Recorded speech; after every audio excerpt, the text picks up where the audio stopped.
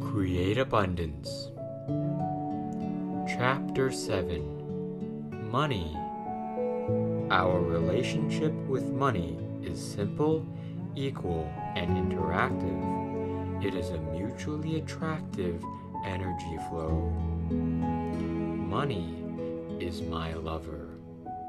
If there is a colossal amount of wealth or material in front of you, can you tell how you're interrelated with it? How do you feel about it? Do you sense its deep love for you? And do you love it deeply as well? The way you feel about the material you crave determines your relationship with it. Now, what you need to confront is your relationship with wealth. To begin with, do you love it? Do you love money? Let's take the first step to communicate with money. How shall we do this? Think about it.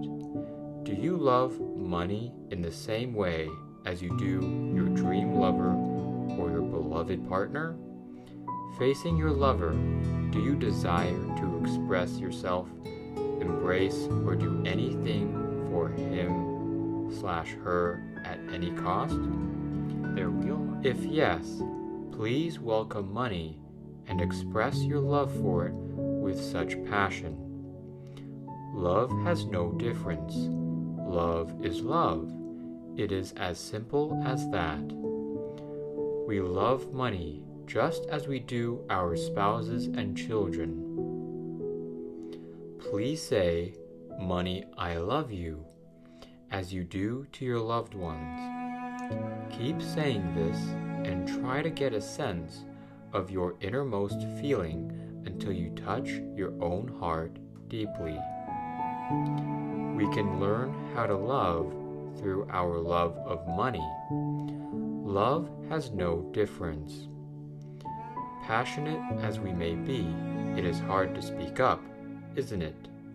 In your family, you love your mom and dad dearly, but you seldom tell them so.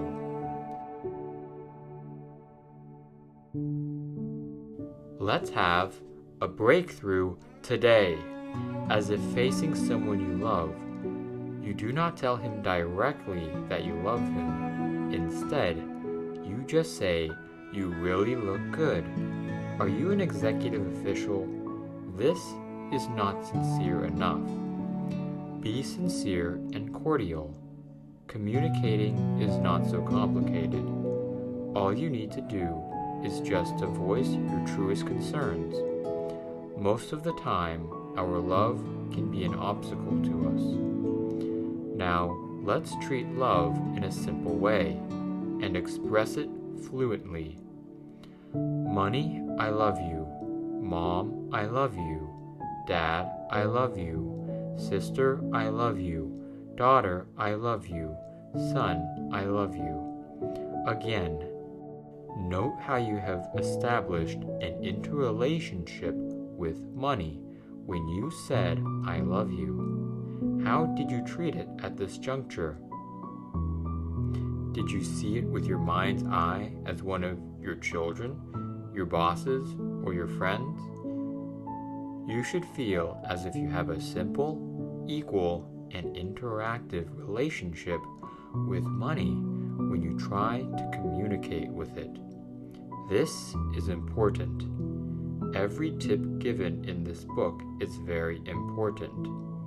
Although you are still unaware of its importance or the kind of change it can bring to you. Now, put money in a position that allows you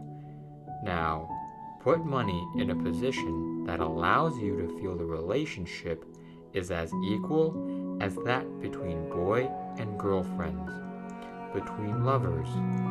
When you develop a sense of such equality, your heart chakra will be interlinked to money. The heart chakra is a chakra capable of unconditional love. It can both give and receive love unconditionally. So let's link ourselves to money with unconditional love. Do you find yourself connected this way? If so, you can attain your goal. Any flow to money is originated from love. If you give love elegantly, you will be able to receive it elegantly from the cosmos. Once you get a sense of this connection, you can establish the connection. Our relationship with money is as equal as it is loving. Once we feel connected to the heart chakra, our flow will be fluent. Since this is a flow of love, every flow will be a trouble-free one. Money is flowing love. Experience how you feel about money. Your flow should be fluent. Have you ever forced money to come to you?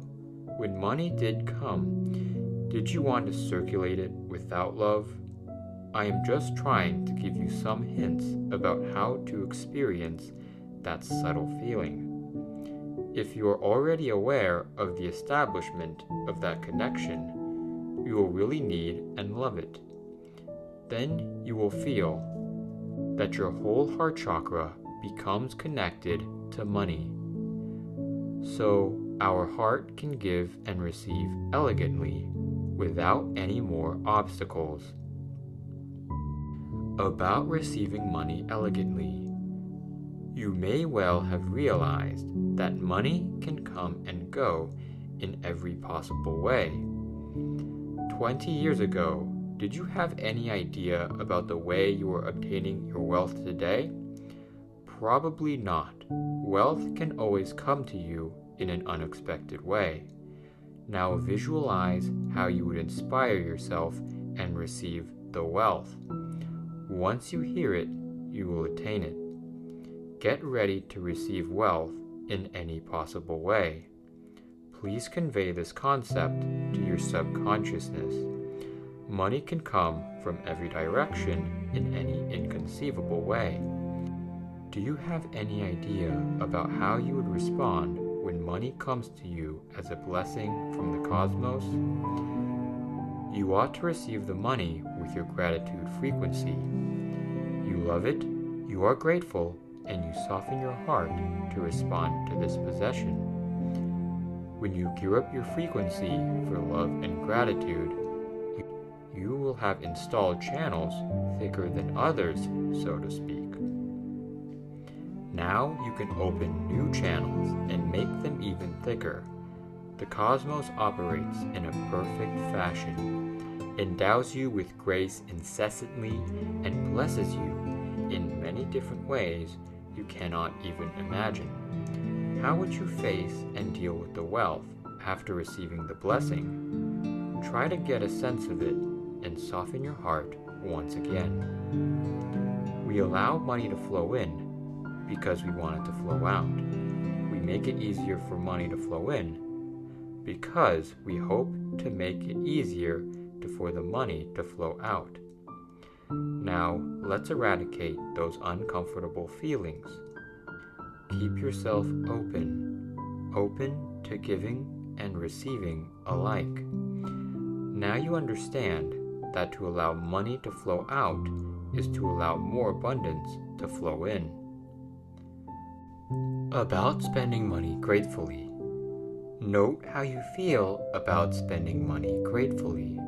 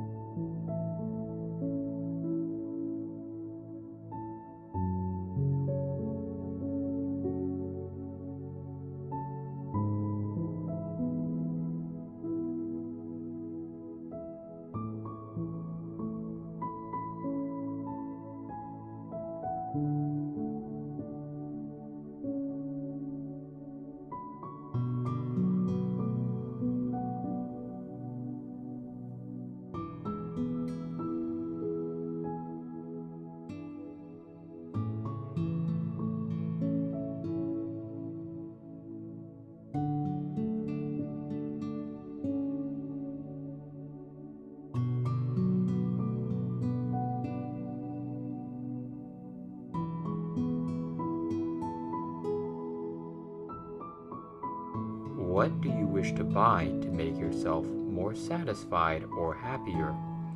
Earning money, making money, getting money, and spending money. Now, let's discuss how to spend it. Start from those objects closest to you by buying some underwear, bed sheets, and changing your environment. How many decisions have you made? What have you decided to buy? Now, go and spend your money gratefully and happily get what you want. Enjoy these physical objects since they are meant to be consumed. Money is an energy flow. What is money?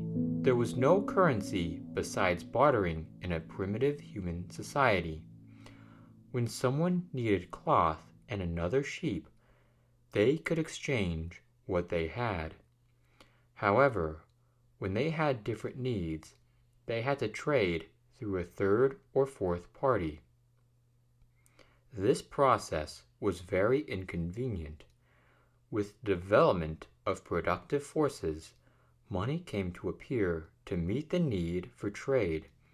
In China, the earliest money was made of shells. In the Chinese language, most of the characters having to do with value have shell as their radicals, and this is a close reflection of that fact. Later on, other monetary forms came into being, such as copper, iron, and silver coins. During the Song dynasty, jiaozi began to be used as the earliest paper currency in our country, as well as in the whole world.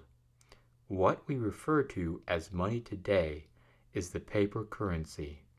In fact, money is just paper, which has a close relevancy to the production, output, consumption, and even disasters in our country. It is also closely related to our international relationships, comprehensive national power, and certain national decisions. Money actually represents energy. To communicate with money means to communicate with energy. How can we enhance our attraction to money? As long as we are ready to receive it, constantly express our love for it, show our gratitude, and adjust our energy to a higher frequency, we can communicate with this energy. Money is energy. Some people may ask, what if everyone is a billionaire? Someone posed this question to me yesterday. Just now, we were covering the issue of money expenditure. Whenever you spend money, you are contributing back to society. In your process of growing to be a billionaire, you have helped many people. Wealth itself is flowing. Hence, if you pile up your cash without using it, it will become upset. The mission of money is to be circulated. Money is energy, which needs to be circulated. Money itself is a circulation of love. The mission of money is to be circulated. Supposing you have never been rich, do you still remember how you managed to survive when you had no money at all? If your total sum of money is only $10,000, you can try to spend it 10 times a day. Although you never own more than 10,000, you can always get the same amount after spending it. The sum of 10,000 has come to you 10 times, thus allowing you to have a total value of $100,000. It would be nice, wouldn't it? I use this example just to make you see that money flows. Aren't you abundant? When we began to build abundance at an early stage, we used to be in such a poor condition probably for a few days, a month, or even half a year. Does this condition remind you of moonlighters? Or those living from paycheck to paycheck? There is nothing good or bad about this process. It only shows that different people are abundant in different ways. For example, one could obtain industrial abundance. Another may enjoy abundance for one night. She might become abundant through marriage, or he has made a huge sum of money as his first pot of gold, and then achieved abundance. All these are desirable ways. The slowest and most common and foolish way to become abundant is the one we have been talking about. That is, building up your wealth from nothing. Your total sum of money is very small during the initial stage in this process. This is a particularly important point to make about the issue of wealth. It is the very first step, which is to make wealth flow. Many people were once bankrupt, although they may have forgotten the experience now. Starting from scratch, trying to expand their operations and venturing into a new project. These are what many people have experienced. At this stage, you were full of self-confidence, capable of love, and ready to accept this situation. Everyone has gone through this stage, never seeming to have had more than $10,000.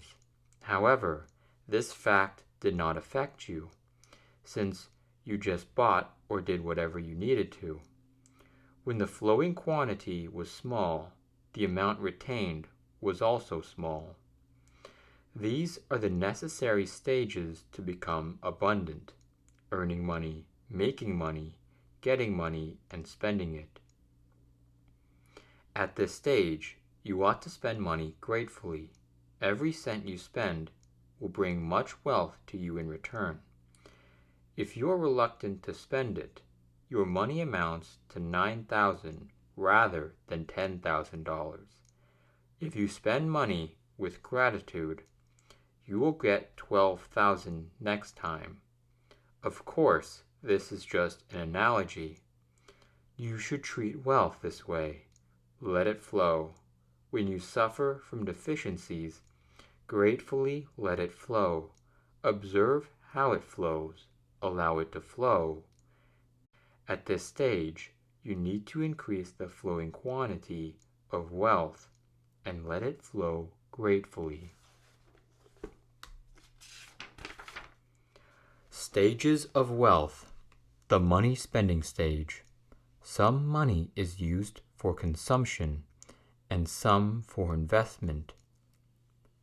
What kind of money will bring you higher returns? Any money spent to nurture you and make you really happy is an investment. Happiness affords express delivery when you communicate with the cosmos. Whatever can enhance your happiness is an investment. Honoring your parents is also a kind of investment. The money you spend to take care of them will make you rewarded soon. Of course, your objective is to show your love, not to get the reward. Spending money with gratitude is an investment. Gratitude is not an exchange. Rather, it is a joyful and ready-to-give spiritual modality. 2. The saving stage. There are only a few small puddles to begin with. Hence, you must increase the water flow. Otherwise, there would be little water flowing in. The outflowing water needs to be expanded. As both the outflowing and inflowing water keeps flushing, the conduit will be widened and you will approach the next stage. When you have all you seem to need, you would want to do bigger things. That's the time for you to enter the saving stage. The first is the spending stage. The second, the saving stage. This is true of a business, a nation, and even the whole world economy. Once you pass the source opening stage, you come to the spending stage, a stage where you naturally enter, as you seem to have fewer things you need to spend money on. However, since you do not have enough money for many things, you begin to save.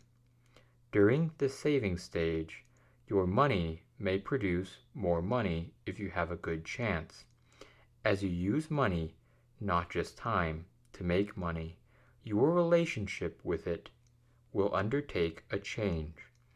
Instead of earning money, you make money come to you.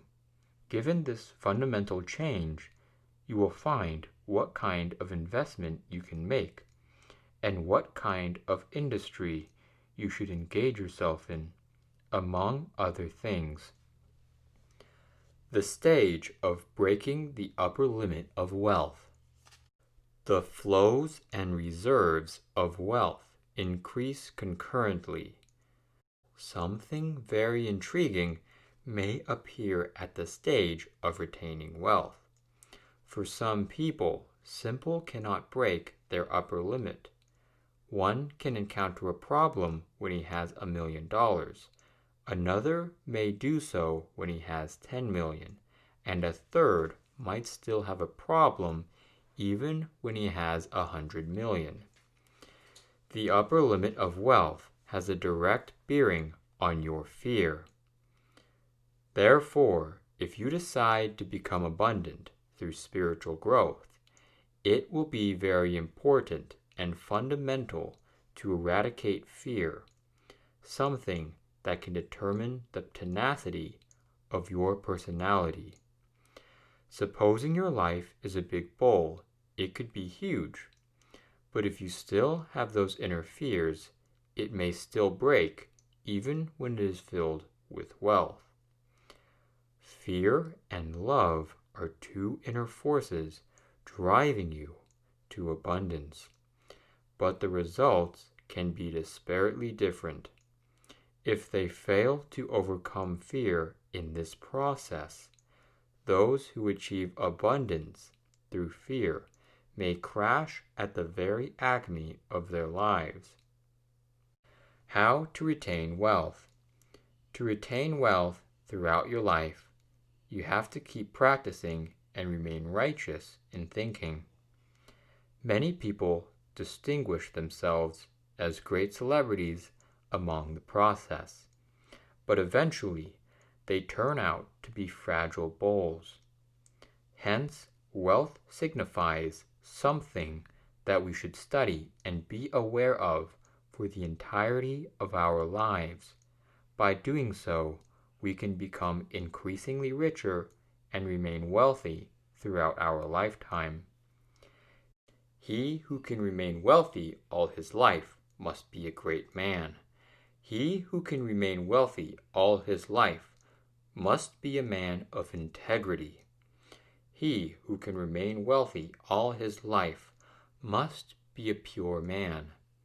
He who can remain wealthy all his life must be a clean man.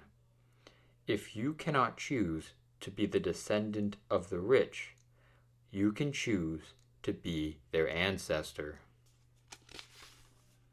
Messages about abundance.